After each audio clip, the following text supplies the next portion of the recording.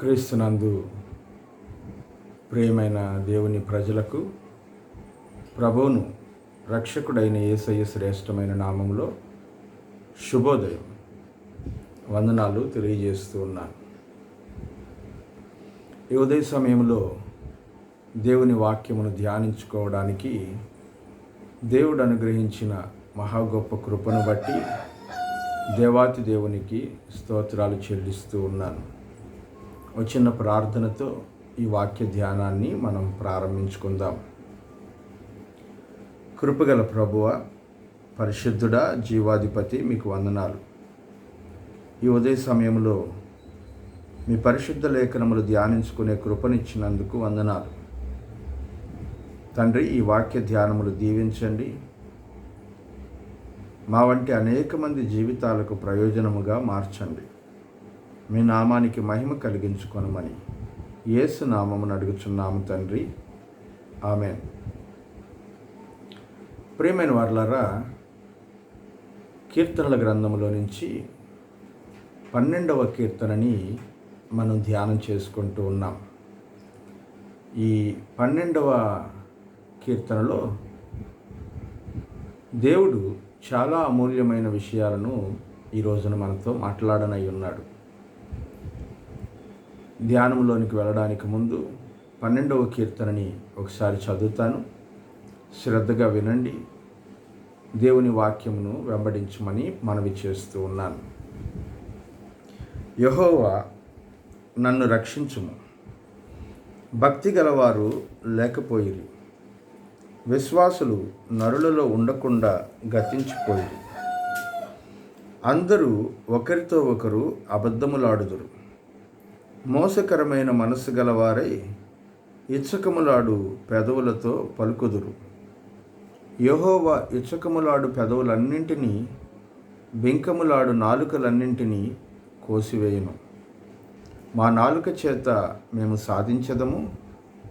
మా పెదవులు మావి, మాకు ప్రభువు ఎవడని వారనుకుందురు.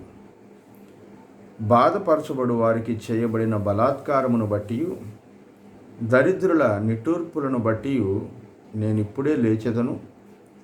రక్షణను కోరుకొను వారికి నేను రక్షణ కలుగజేసేదను అని యెహోవా సెలవిచ్చుచూ ఉన్నాడు. యెహోవా మాటలు పవిత్రమైనవి. అవి మట్టి మూసలో 7 మారులు కడిగి ఊదిన వెండి అంత పవిత్రములు. యెహోవా, నీవు దరిద్రులను కాపాడెదవు. ఈ తరము వారి చేతిలో నుండి వారిని నిత్యము రక్షించదు. నరులలో నీచవర్తన ప్రబలమైనప్పుడు దుష్టులు గర్విష్ఠులై నలుదిక్కులా తిరుగులాడుదురు. ప్రియమైన వారలారా, ఈ కీర్తనని దావీదు రచించాడు అని పరిశుద్ధ గ్రంథంలో హెడ్డింగ్లో రాయడాన్ని మనం చూస్తాం. ఆ హెడ్డింగ్లోనే అష్టమ తంత్రి మీద, అష్టమ శృతి మీద పాడదగినది అని రాస్తాడు. ఇంగ్లీష్లో అయితే 8 స్ట్రింగ్డ్ హార్ప్ అని రాశారు. అంటే ఆ వాయిద్యంలో 8 తీగలు ఉంటాయి. ఆ 8 తీగలు గల వాయిద్యముతో వాయిస్తూ పాడదగిన కీర్తన అని అర్థం. ఆ కాలంలో ఏ ఇన్స్ట్రుమెంట్స్ వాడేవాళ్ళు కూడా చాలా చక్కగా పరిశుద్ధ గ్రంథం మనకు తెలియజేస్తూ ఉంది. ఈ కీర్తన ఏ సందర్భంలో రాశారు అనేది స్పష్టంగా మనకు తెలియకపోయినప్పటికీ, ఈ కీర్తన చదువుతున్నప్పుడు అందులో నుంచి దేవుడు చాలా ముఖ్యమైన విషయాలను మనతో మాట్లాడే ప్రయత్నం చేస్తూ, అంతర్లీనంగా సందర్భాన్ని కూడా దేవుడే వివరిస్తూ ఉన్నాడు. దావీదు భక్తుడు తన చుట్టూ ఉన్న శత్రువులందరూ కూడా తనకు విరోధంగా అబద్ధాలు మాట్లాడుతూ ఉన్నప్పుడు, వాళ్ళ నాలుక ఇతనికి విరోధంగా ప్రబలుతూ ఉన్నప్పుడు దావీదు రాసిన కీర్తన ఈ 12వ కీర్తన. ఆ కాలంలో బహుశా దావీదు సౌలు రాజు ఆస్థానములో పనిచేస్తూ ఉండవచ్చు. దావీదు ఏ పని చేసినా సరే దేవుడు దాన్ని ఆశీర్వదిస్తూ ఉన్నాడని వాక్యంలో చదువుతున్నాం. పెద్ద పెద్ద యుద్ధాలకు పంపించినా కూడా వాటన్నిటిలో విజయాన్ని సాధించుకొని వచ్చాడని వాక్యంలో మనము చూస్తాం. అందువల్ల సౌలుకు కూడా దావీదును చూస్తే భయం కలిగింది అని చూస్తాం. సౌలు ఖచ్చితంగా దావీదు పొజిషన్ని రోజు రోజుకి హెచ్చించుకుంటూ వెళ్ళాల్సిన పరిస్థితి ఏర్పడింది ప్రియులారా. అలా ఎదుగుతున్న దావీదును చూసి ఓర్వలేక అనేక మంది దావీదు మీద రాజుకి అబద్ధాలు చెప్పడము, దావీదు పొజిషన్లో నుంచి క్రిందకి లాగడానికి ప్రయత్నం చేయడం చేస్తూ ఉన్నారు. ఈరోజు కూడా మనుషులేమీ ఆ రోజుల్లో ఉన్నటువంటి మనుషులకి ఏమాత్రము తీసిపోయేటువంటి వారు కాదు. కేవలం పేరుకు మాత్రమే సివిలైజ్డ్ పీపుల్, నాగరికత కలిగిన వాళ్ళం అని చెప్పుకుంటున్నాం. కానీ ఆ రోజుల్లో ప్రజలు ఎలా ప్రవర్తించే వాళ్ళో అంతకంటే దారుణంగా ఈ రోజుల్లో ప్రవర్తిస్తూ ఉన్నటువంటి సందర్భాన్ని గమనిస్తూ ఉన్నాం ప్రియమైన వాళ్ళారా. ఈ రోజుల్లో కూడా ఎవరైనా ఎదుగుతున్నారంటే చూసి ఓర్వలేని స్థితి, వాళ్ళని గురించి అక్కడికి ఇక్కడికి వెళ్ళి అబద్ధాలు చెప్పడం, గాసిప్స్, ఇచ్చకములాడడం జరుగుతూ ఉంది. అలాంటి పరిస్థితుల్లో ఉన్న ప్రజలకు ఆదరణ కలిగించే మాటలు ఈ రోజున ఈ వాక్యంలో మనం చూస్తాం. అలా గాసిప్స్ చెప్పుకుంటూ తిరిగే వాళ్ళు ఉన్నారే, వాళ్ళకి ఒక హెచ్చరికలాగా ఈరోజు వాక్యం ఉంటుందని నేను నమ్ముతూ ఉన్నాను ప్రియమైన వాళ్ళారా. నేను దీన్ని చదువుతున్నప్పుడు ఈ కీర్తనకి ఒక మంచి హెడ్డింగ్ ఇస్తే బాగుంటుంది అని అనిపించి ఆలోచించినప్పుడు, మానవుని మాటలు దేవుని మాటల మధ్య వైరుధ్యము అని చెప్పాలనిపించింది. The words of men and the words of God. మానవుల మాటలకు దేవుని మాటలకు మధ్య గల వ్యత్యాసం ఈ కీర్తనలో మనకు అర్థం అవుతుంది. ఈ కీర్తనని 4 విభాగాలుగా విభజించవచ్చు ప్రియులారా. మొదటి 2 వచనాలు ఒక భాగంగాను, 3, 4 వచనాలు మరొక భాగంగాను, 5, 6 వచనాలు మరొక భాగంగాను, 7, 8 వచనాలు మరొక భాగంగాను. 4x2. ఈ 4 భాగాల్లో నుంచి ఒక్కొక్క మాటని వివరంగా తెలుసుకునే ప్రయత్నాన్ని చేద్దాం. మొదటి 2 వచనాలు నేను చదువుతాను, శ్రద్ధగా వినండి. యెహోవా నన్ను రక్షింపుము, భక్తి గలవారు లేకపోయిరి, విశ్వాసులు నరులలో నుండకుండా గతించిపోయిరి. అందరూ ఒకరితో ఒకరు అబద్ధములాడుదురు, మోసకరమైన మనస్సు గలవారై ఇచ్చకములాడు పెదవులతో పలుకుదురు. దావీదు నన్ను రక్షించుము అని ప్రార్థన చేస్తూ ఉన్నాడు. ఆయన మీదకి వస్తున్నటువంటిది ఖడ్గం కాదు, ఆయన మీదకి వస్తున్నది తెగులు కాదు, ఆయన మీదకి వస్తున్నది ప్రమాదము కాదు. అయినా సరే దావీదు నన్ను రక్షించు అంటూ ఉన్నాడు. అలా ఎందుకంటున్నాడంటే, దావీదు భయపడుతున్నటువంటి ఒక విషయం కనబడుతుంది ఆయనకి. తన చుట్టూ అందరినీ చూసుకుంటూ ఉన్నప్పుడు దావీదుకి ఒక విధమైన భయం. నా చుట్టూ ఒక్క భక్తి గలవాడు కూడా కనబడడం లేదే, ఒక్క విశ్వాసి కూడా కనబడడం లేదే, ఎక్కడ చూసినా భక్తిహీనులు, దుష్టులు, గర్విష్ఠులే నా చుట్టూ కనబడుతూ ఉన్నారు. సమాజంలో మంచివాళ్ళు లేకపోతే అసలు సమాజం ఏమైపోతుంది, వాళ్ళ పరిస్థితి ఎలా తయారైపోతుంది అని దావీదు దేవునికి కంప్లైంట్ చేస్తున్నాడు, ఫిర్యాదు చేస్తున్నాడు. ప్రభువా, అసలు భక్తి కలిగిన వాళ్ళు నా చుట్టుప్రక్కల ఎక్కడ నాకు కనిపించట్లేదు ప్రభువా. మరి ఇలాంటి పరిస్థితుల్లో ఎలా అసలు ఒక భక్తిపరుడు బ్రతకగలడు అని దేవుని సన్నిధిలో ఫిర్యాదు చేస్తున్నాడు. అప్పుడు ఆయనకి మనుషులు తన గురించి చెప్తున్న అబద్ధాలన్నీ జ్ఞాపకానికి రావడం మొదలుపెట్టాయి. తన చుట్టూ ఉన్నటువంటి వాళ్ళందరూ అబద్ధికులు, ఎవడు కూడా నిజం మాట్లాడడం లేదు, ఎవడు కూడా యథార్థంగా ప్రవర్తించడం లేదు. వీళ్ళందరూ కూడా దేవుని దృష్టిలో శిక్షార్హులైన వాళ్ళు. ఈ మాటలు దావీదునికి జ్ఞాపకానికి వచ్చాయి. అసలు భక్తిపరులు లేకపోతే అసలు సమాజం ఏమైపోతుంది అనే ఊహ అతన్ని భయపెట్టడం మొదలుపెట్టింది. ప్రియమైన వాళ్ళారా, ఏమంటున్నాడంటే 2వ వచనంలో, అందరూ ఒకరితో ఒకరు అబద్ధములాడుతూ ఉన్నారు, మోసకరమైన మనస్సు గలవారై ఇచ్చకములాడు పెదవులతో పలుకుదురు. అందరూ కూడా ఏం చేస్తున్నారంట, ఒకరితో ఒకరు అబద్ధాలు చెప్తూ ఉన్నారంట. అబద్ధకులు దేవుని రాజ్యంలో ప్రవేశించరు అనే మాటని మనం చూస్తూ ఉన్నాం. అయినా సరే ప్రతిరోజు మన జీవితంలో తెలియకుండా అనేకమైన అబద్ధాలు దొర్లిపోతూ, ఇది చాలా సహజమైనటువంటి ప్రక్రియగా మారిపోయింది. విచారకరమైన విషయం, అబద్ధాలు చెప్పడాన్ని పెద్ద సీరియస్గా తీసుకోనటువంటి లోకంలో మనం ఉన్నాం. కానీ మన దేవుడు మాత్రము వాటిని చాలా తీవ్రంగా పరిగణించేటువంటి వాడై ఉన్నాడు. అతడు అందరూ ఒకరితో ఒకరు అబద్ధాలు చెప్తున్నారు. ఒకరని లేదు, అందరూ,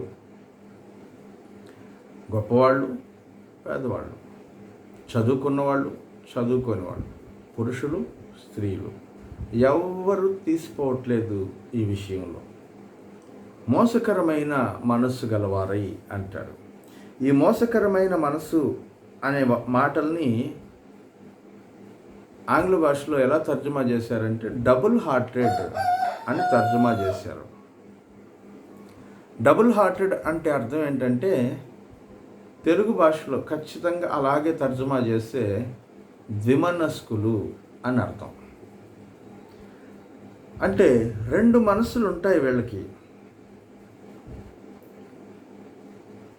వాళ్ళ మనస్తత్వం ఎక్కడ ఎలా కావాలంటే అలా మారిపోతుంది. స్టెబిలిటీ లేదు, స్థిరత్వం లేదు. ఇలా ఉండాలి, ఇదే నా జీవితానికి ఏర్పరచుకున్న ఒక లైన్, దీన్ని దాటి నేను వెళ్ళను అని చెప్పే పరిస్థితి ఈ రోజున కనిపించట్లేదు. ప్రియమైన వాళ్ళారా, వాస్తవానికి ఈ రోజున సంఘంలో ఉన్నటువంటి వాళ్ళలో అధిక శాతం మంది ద్విమనస్కులుగానే కనబడుతూ ఉన్నారు. వాళ్ళ హృదయంలో పారదర్శకత కనబడడం లేదు, ట్రాన్స్పరెన్సీ లేదు. వాస్తవాలు ఏంటో తెలిసి కూడా when they had to speak the truth, they will not speak the truth. Instead, they will become silent. వాస్తవాలు తెలిసి మాట్లాడవలసిన సందర్భం వచ్చినా కూడా వాళ్ళు మాట్లాడడం లేదు, మౌనంగా ఉంటున్నారు, హృదయాన్ని కప్పివేసుకొని ఉంటున్నారు. సత్యం మాట్లాడడానికి భయపడుతూ ఉన్నారు. చాలామంది అంటారు, బాధ పెట్టే నిజం కన్నా ఆదరణ కలిగించే అబద్ధం మేలు అని అంటారు. ఇది లోకం యొక్క నానుడేమో కానీ దేవుని బిడ్డలకు మాత్రం ఇది తగినది కాదు. ప్రియులారా, when you have to speak the truth, you should open your mouth and speak the truth. అలా సత్యాన్ని మాట్లాడలేకపోవడమే అబద్ధం. సైలెన్స్ ఈజ్ మోర్ దాన్ ఎ లై. అబద్ధం కంటే కూడా ప్రమాదకరమైంది మౌనం. చాలా జాగ్రత్తగా ఉండాలి ప్రియమైన వారులారా. ఈ ద్విమనస్కులు ఎలాంటి వాళ్ళంటే, ఒకటి దేవుని కోసం, ఇంకొకటి మనుషుల కోసం. ఒకటి సంఘం కోసం, ఇంకొకటి సమాజం కోసం, ఒకటి ఆదివారం ఆరాధన కోసం, ఇంకొకటి మిగిలిన 6 రోజుల కోసం, ఒకటి దైవజనుడి కోసం, ఇంకొకటి లోక అధికారుల కోసం. ఇలా 2 హృదయాలు కలిగిన వాళ్ళు చూస్తున్నాం. హృదయమే లేని మనిషి ఉన్నాడు అంటే అది అద్భుతం.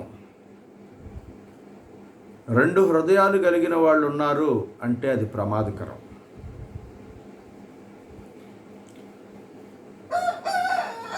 హృదయమే లేకుండా అద్భుతంగా మిగిలిపోవడమే మేలనుకుంటాను, 2 హృదయాలతో మనుషులందరికీ ప్రమాదకారిగా పరిణమించడం కంటే. ఈ వాక్యంలో అంటున్నారు, మోసకరమైన మనసు గలవారు. వీళ్ళ వల్ల మోసమే జరుగుతుంది, అన్యాయమే జరుగుతుంది, కానీ మరొక ఉపయోగం లేదు. తర్వాత ఇచ్చకములాడు పెదవులు గలవారు. ఇచ్చకములు అంటే తమ ఇష్టానుసారంగా మాట్లాడడం. అంతేకాకుండా ఈ ఇచ్చకములాడు మాటలు ఎలా ఉంటాయి అంటే, ఎవడి దగ్గరికి వెళితే వాడికి అనుకూలంగా మాట్లాడడం.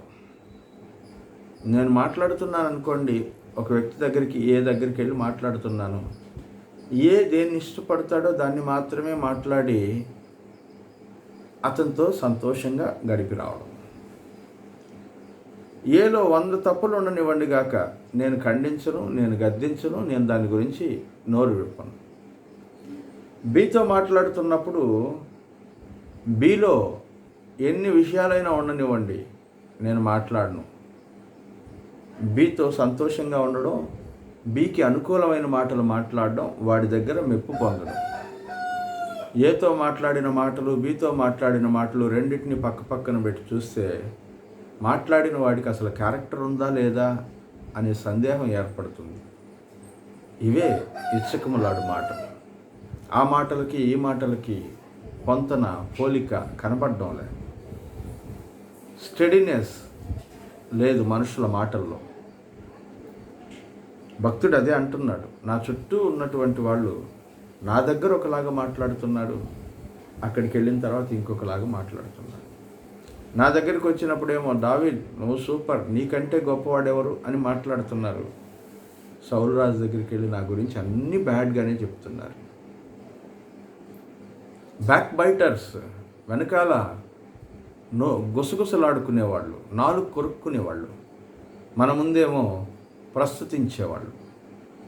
ఇలాంటి వాళ్ళు సమాజానికి చాలా ప్రమాదకరమైన వాళ్ళని దేవుని గ్రంథం తెలియజేస్తుంది. ఇలాంటి వాళ్ళకి దేవుడు ఒక పనిష్మెంట్ని ఏర్పాటు చేస్తున్నాడు. అంతేకాదు, దానికి ముందు ఒక మాట చెప్తాను మీకు. అంత్యదినాల్లో అపవాది వాడుకునే పవర్ఫుల్ వెపన్ ఏంటంటే ఇచ్చకములాడు నాలుక కలిగిన వాళ్ళు. ఇలా ఇష్టానుసారంగా మాట్లాడతారే, వాళ్ళని అంత్యదినాల్లో అపవాది పవర్ఫుల్గా వాడుకుంటాడంట. They are the instruments in the hand of Satan. నేను చెప్పట్లేదు. దానియేలు గ్రంథం 11వ అధ్యాయం 32వ వచనంలో ఈ మాట చెప్తూ ఉన్నాడు, ఇచ్చకములాడు పెదవులు గలవారిని అపవాది వాడుకుంటాడు. మరి మీరు ఎవరి చేతుల్లో అంత్యదినాల్లో వాడబడాలనుకుంటున్నారనేది ఆలోచించండి ప్రియులారా. 3-4 వచనాల దగ్గరికి వెళ్దాం.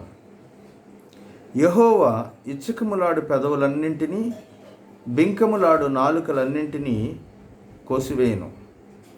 మా నాలుకల చేత మేము సాధించెదము, మా పెదవులు మావి, మాకు ప్రభువు ఎవడని వారు అనుకొందురు. ఈ ఇచ్చకములాడేటువంటి వాళ్ళు ఏమనుకుంటున్నారంటే తమ హృదయంలో, మా దగ్గర ఒక బలమైన ఆయుధం ఉంది, అదే నాలుక. చాలామంది చెప్తుంటారు, చెయ్యి జారితే ఎదుటివాడి మీద దెబ్బ పడకముందే వెనక్కి తీసుకోవచ్చు అంట. కాలు జారితే మనం పడిపోకముందే తమాయించుకొని నిలబడవచ్చు అంట. కానీ నోరు జారితే మాత్రం వెనక్కి తీసుకోలేము అంటుంటారు. నిజమేనేమో. పెదవులు దాటని మాటకు విలువ ఉంటుంది, పెదవి దాటిన మాటకి అదుపు ఉండదు. It will spread like a disease. ఒక వ్యాధి ఎలా ప్రబలుతుందో పెదవులు దాటిన మాట కూడా అలాగే ప్రబలిపోతుంది. అందుకనే యాకోబు భక్తుడు అంటాడు, మీ నాలుకలని చాలా అదుపులో ఉంచుకోవాలి అంటాడు. నాలుక నిరర్గళమైన దుష్టత్వమే, అది అగ్నితో సమానము, పెద్ద అడవిని తగలబెట్టేస్తుంది, అది ప్రమాదకరమైనది అంటాడు.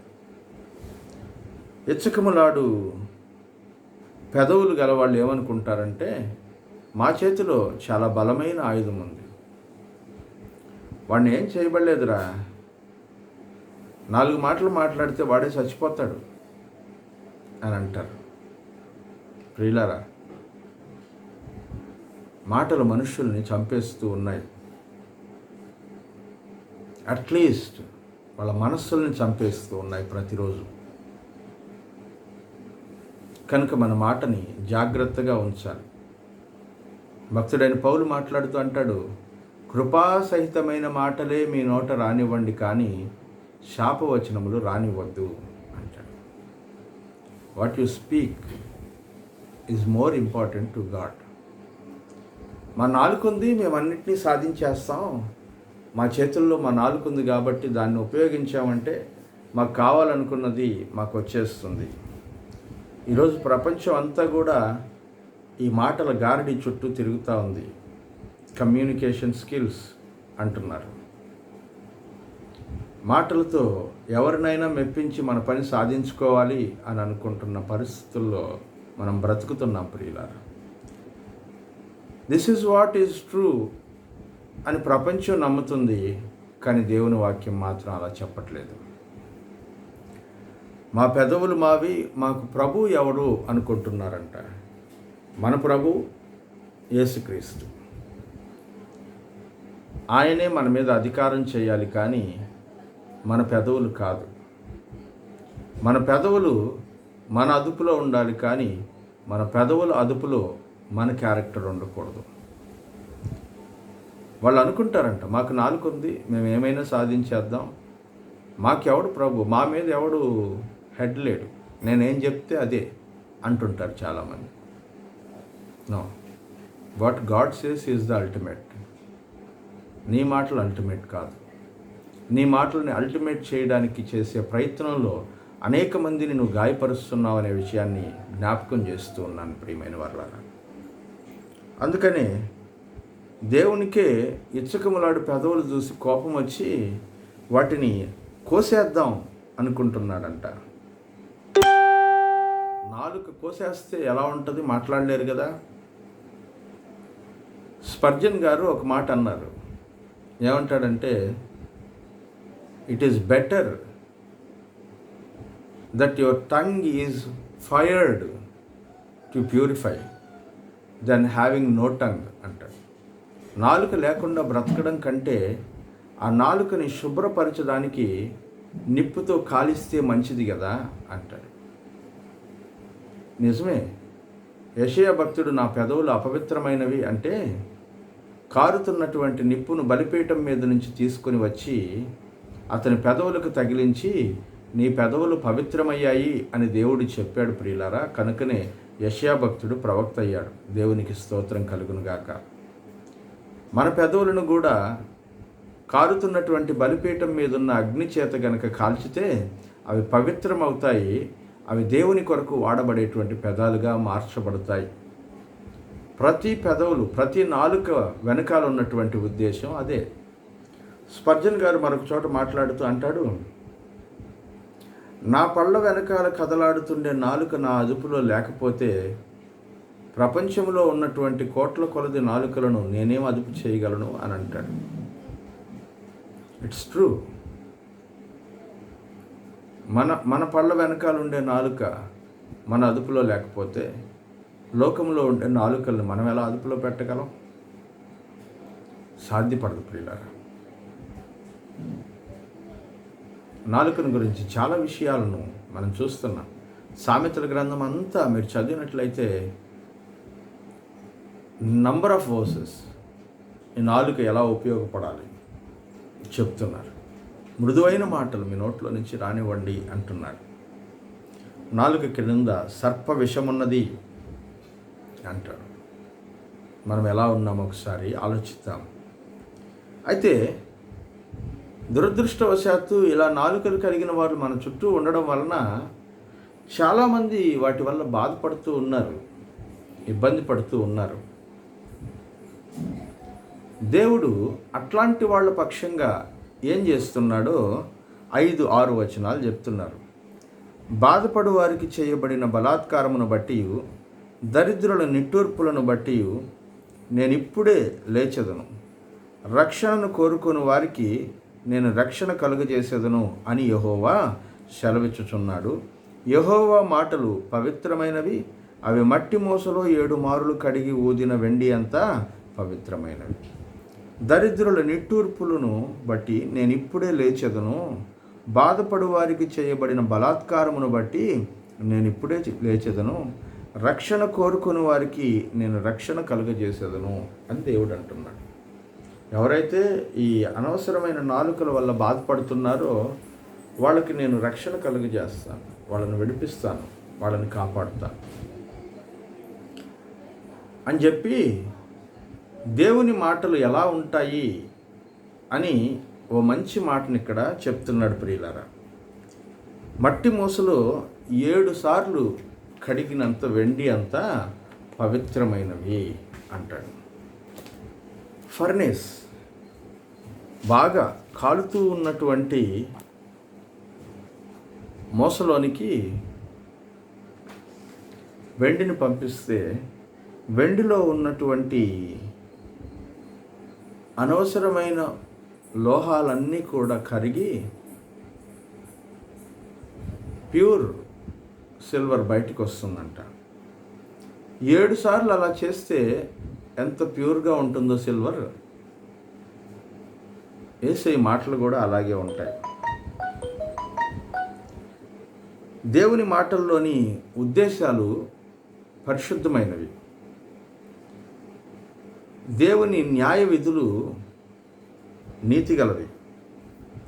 వాగ్దానాలలో కనికరమైనవి. వ్యవస్థలు గుర్తించదగినటువంటివి. వాక్కులో సత్యమైనవి. ప్రవచనాలలో మార్పు నొందనివి అని హార్న్ అనే భక్తుడు రాశారు. దేవుని మాటలకు ఉన్నటువంటి విశిష్టత 119వ కీర్తన అంతా కూడా దేవుని వాక్యం ఎంత గొప్పది అని చెప్పడానికి వివరించారు. బైబిల్ గ్రంథంలోని అతి పెద్ద అధ్యాయం మనకు నేర్పిస్తున్నటువంటి పాఠం దేవుని వాక్యం ఎంత గొప్పది. దేవుని వాక్యం గొప్పది కనుకనే సంవత్సరాల తరబడి ఆ వాక్యాన్ని వింటూ దేవుని నామాన్ని ఘనపరుస్తూ ఉన్నాం ప్రియులారా. తర్వాత 7-8 వచనాలు ముగింపులోనికి వచ్చాం. యెహోవా, నీవు దరిద్రులను కాపాడెదవు. ఈ తరము వారి చేతిలో నుండి వారి నిత్యము రక్షించదు. నరులలో నీచవర్తన ప్రబలమైనప్పుడు దుష్టులు గర్విష్ఠులై నలుదిక్కుల తిరుగులాడుదురు. ప్రియమైన వారలారా, ఈ చివరి వచనాల్లో దేవుని యొక్క ప్రామిస్ మనం చూస్తూ ఉన్నాం. దరిద్రులని కాపాడేటువంటి దేవుడు. ఈ తరం వాళ్ళల్లో ఎవరిని వదిలిపెట్టకుండా వాళ్ళందరి చేతుల్లో నుంచి నేను కాపాడుతాను. నరులలో నీచవర్తన ప్రబలమైపోతే, నరులు నీచమైనటువంటి ఆలోచనలు చేసినప్పుడు దుష్టులు కూడా ఎక్కువైపోయి మనుషుల్లో తిరగడం, గర్విష్ఠులుగా తిరగడం మొదలు పెడతారంట. కనుక అలాంటి దుష్టుల చేతిలో నుంచి, గర్విష్ఠుల చేతిలో నుంచి నేను మిమ్మల్ని కాపాడుతాను అని దేవుడు సెలవిస్తూ ఉన్నాడు. ప్రియమైన వారలారా, లోకంలో ఉన్న ప్రజల మాటలు ఎలా ఉంటాయో చూసాం. వాటి వల్ల ఎంత కీడు జరుగుతుందో చూసాం. దేవుని మాటలు ఎంత ప్యూర్గా ఉంటాయో చూసాం. మాటల్లో సత్యం ఉండడం వలన మనుషుల్లో మార్పు కలుగుతుంది ప్రియులారా. మన సత్యవర్తన అనేక మంది మార్పునకి కారణమవుతుంది. మీరు కూడా దేవుని వాక్యానుసారంగా సత్యవర్తనులుగా మెలగడానికి ప్రయత్నం చేద్దాం. ఒకనాడు ఇచ్చకములాడు పెదవులు గల వాళ్ళంగా అపవాది చేతిలో వాడబడ్డం కంటే సత్యవంతులంగా దేవుని కొరకు హతసాక్షులం అవడం మేలు కదా. ప్రియమైనటువంటి వారలారా, అందుకే నేను చెప్పాను, మనుషుల మాటలు వర్సెస్ దేవుని మాటలు, వాటి రెండిటికి మధ్య ఉన్న వైరుధ్యం మనం తెలుసుకున్నాం. దేవుని మాటలను గురించి ఇంకా చాలా వివరంగా చెప్పుకుంటూ వెళ్ళవచ్చు. అయితే దేవుని మాటకున్నటువంటి ప్యూరిటీ, దేవుని మాటకున్న అథారిటీ, దేవుని మాటకున్నటువంటి క్లారిటీ ఈ ప్రపంచంలో ఎవ్వరి మాటకు లేదు ప్రియులారా. అలాంటి మాటలను వదిలేసి అసత్యమైన మాటల వైపునకి చెవి ఎగ్గుతున్నటువంటి ప్రియమైన సహోదరులారా, ప్రియమైన సహోదరి, మీ జీవితానికి దేవుని మాటలు ఆధారంగా మలిచి చూడండి. మీ జీవితంలోనూ, మీ మాటలోనూ, మీ హృదయంలోనూ స్థిరత్వం వస్తుంది. అలాంటి జీవితాలను దేవుడు మనకందరికీ దయచేయాలని ప్రార్థన చేసుకుందాం. మహాగణుడా, కృపగలిగిన దేవ, మీరు మాతో మాట్లాడిన ప్రతి మాటను బట్టి మీకు వందనాలు. ప్రభువా, అల్పులం, మీ మాటలను బట్టి చూడగా నిష్ప్రయోజకులం. మా పెదవులు మాకున్నాయి అని బ్రతుకుతున్న వాళ్ళం, పెదవులనే ప్రభువులుగా చేసుకొని ప్రవర్తిస్తున్న వాళ్ళం. మా ప్రవర్తనకు మీ ఎదుట క్షమాపణ అడుగుతూ ఉన్నాం. క్షమించండి ప్రభువా. మా జీవితాలు మార్చడానికి, పరిశుద్ధమైనవిగా మార్చడానికి మీ కృపని మా మీద కృమ్మరించండి. మట్టి మూసలో కడిగిన 7 మారులు కడిగిన పవిత్రమైన మీ మాటలు మా జీవితాల్లోనికి పంపించండి. మా జీవితాల్లో ఉండబడిన ప్రతి అపవిత్రత తొలగిపోనట్లుగా పరిశుద్ధపరచమని. అయ్యా, ఈ మాటలు ఈరోజు వింటున్న బిడ్డలందరి జీవితాల్లోనూ స్పష్టతను, మీ వాక్కు యొక్క అధికారమును, మీ వాక్కులో ఉండబడిన సత్యమును వారిలోనికి పంపించమని యేసయ్య దివ్యమైన నామములో ప్రార్థించి అడిగి వేడుకొనుచున్నాము తండ్రి. ఆమెన్.